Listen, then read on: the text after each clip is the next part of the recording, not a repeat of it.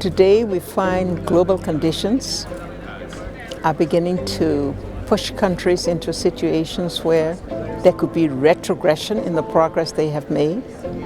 State fragility has been getting worse.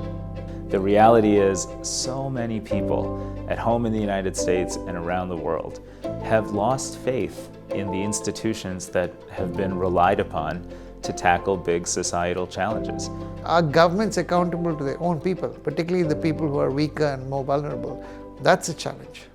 The question we should answer is, what should we be doing? There's a lot of talk about the need for inclusion beyond UN agencies, beyond the government, to the private sector, to young leaders in the country, to women leaders in the country, to the local private sector, to the global private sector. Our biggest challenge remains the lack of meaningful engagement of young people. The leadership for young people should be inspiring. It should be engaging the new eras of the leaders.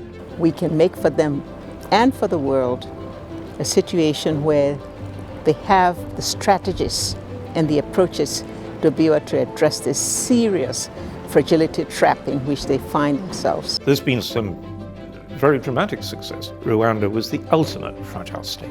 And now it's the most successful economy in Africa. And it's maintained peace.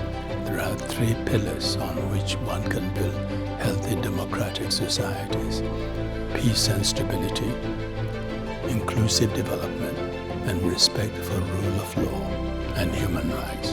You cannot have inclusive development without stability, and you cannot have stability without development, and both have to be rooted in the rule of law. I think there'll be a sort of group here that goes back saying, we need major change. When you get together in this remarkable setting with a remarkable group of people, remarkable things can happen.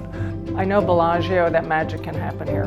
I've seen it happen. I've seen transformation happen here. You find ideas spark coming out of places and individuals that you did not expect. We shouldn't fear to stand up for what is right, to speak up against injustice, but also to promote what we believe in. What holds us together is peace. And that's the glue that we can stick to, can bring us together, can bind us.